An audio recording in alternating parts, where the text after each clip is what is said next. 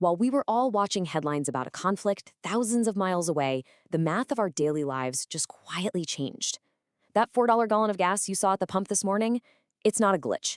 It's not a temporary spike. It is the new baseline of a global economy that literally just lost its most important shortcut. We are entering what's fundamentally a massive recalibration, and it's being driven entirely by this 2026 macroeconomic shock. Most people view geopolitics as this abstract game played by governments on a map, right? Just distant events that don't truly touch the domestic economy. But what we are witnessing right now is an invisible tax, and it's being levied directly on the American household. It's altering how much it costs to heat your home, transport your groceries, and even manufacture basic electronics. And we actually have the hard data from April 2026 to show exactly how fast this burden is compounding. The Bureau of Labor Statistics just dropped their latest numbers, and they prove this isn't just some abstract economic theory. It is taking a massive, highly quantifiable toll on our wallets. U.S. annual inflation has suddenly accelerated to 3.8%. That is a three-year high, marking the second consecutive month of acceleration. This isn't just a minor bump in the road. Think about it. Just a year ago, the dominant narrative everywhere was this soft landing and a smooth, easy return to a 2% target. Well, that 3.8% figure completely shatters that narrative.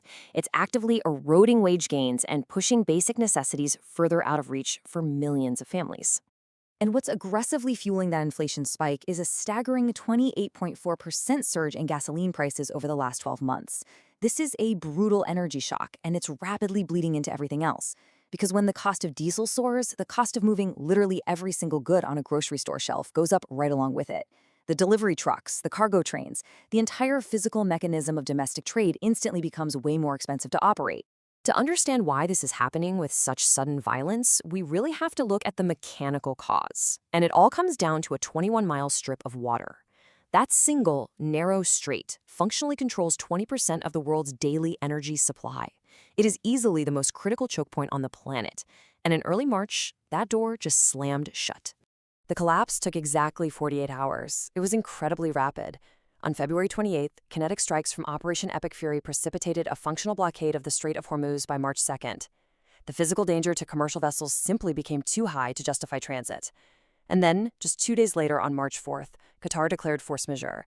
They took a massive chunk of the world's liquefied natural gas offline simply because they physically couldn't move it out of the Gulf.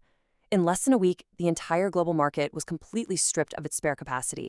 The brutal math of this disruption is staggering. We are talking about 20 million barrels of oil trapped, unable to move, every single day.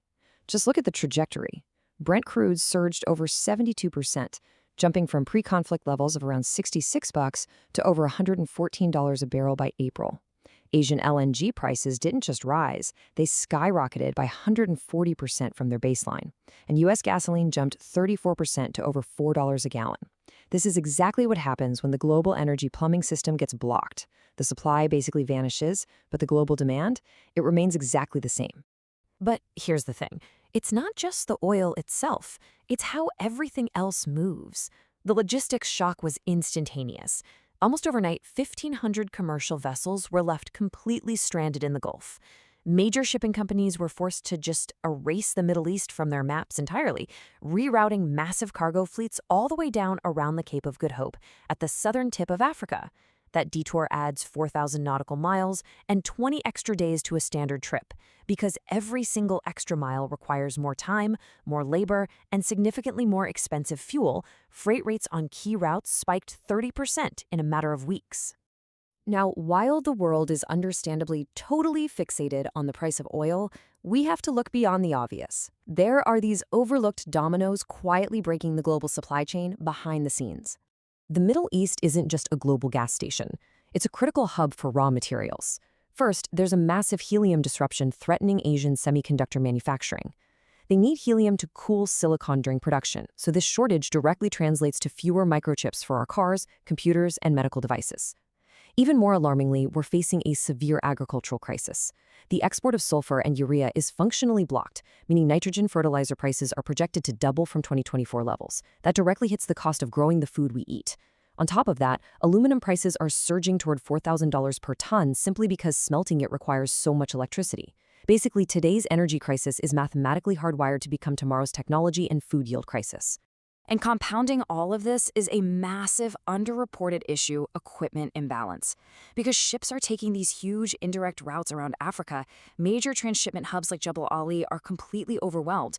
The port infrastructure simply cannot process the delayed offloading fast enough. So shipping containers are literally piling up, physically stuck on the docks, completely unavailable for moving goods across the Pacific or the Atlantic. This severe container shortage acts as a massive multiplier, adding even more inflationary pressure onto everyday consumer goods. So this physical breakdown on the oceans creates a deeply precarious situation at the macroeconomic level.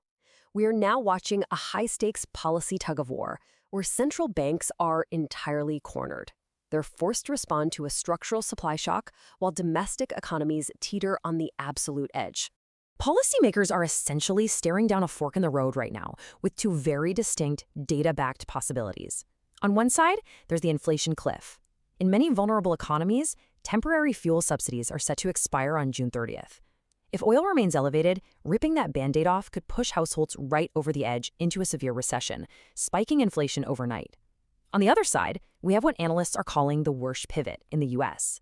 There's a real possibility that incoming Federal Reserve Chair Kevin Warsh might embrace AI-driven productivity gains and adopt a more flexible inflation target, effectively abandoning the rigid 2% goal. It's a massive gamble. They'd basically be deciding to tolerate slightly higher inflation just to avoid crushing the labor market under aggressively high interest rates. You can see this global central bank strain building everywhere.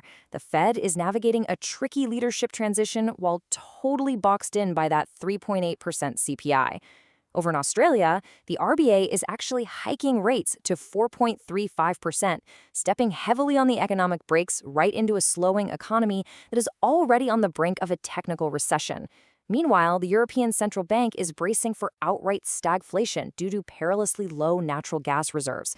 Everywhere you look, policymakers are being forced to maintain high interest rates, intentionally making borrowing harder just to stop these initial price shocks from permanently embedding themselves into long-term wages.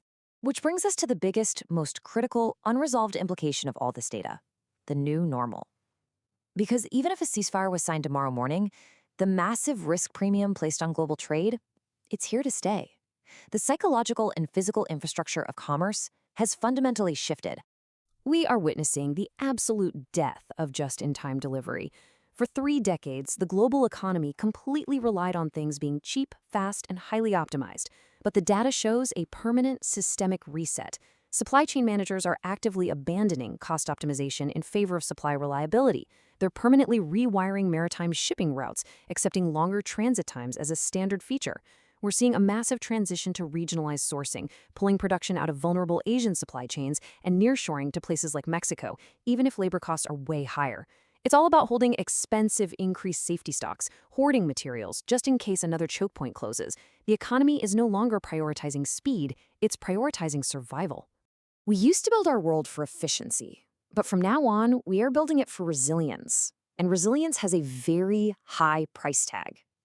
The era of globalization by default is officially over. That seamless, frictionless trade network we all got used to in the early 2000s, it is being replaced, right now, in real time, by a much more expensive, security-first economic plumbing system. So, with central banks hiking rates to cool down an economy that is already suffering from massive supply shocks, making mortgages and business loans increasingly expensive for the average person, it forces us to ask a critical question. Is the cure for systemic inflation becoming as painful as the disease itself? It's a permanent high price for economic resilience, one that will undoubtedly shape our cost of living, our supply chains, and our daily economic reality for a very long time.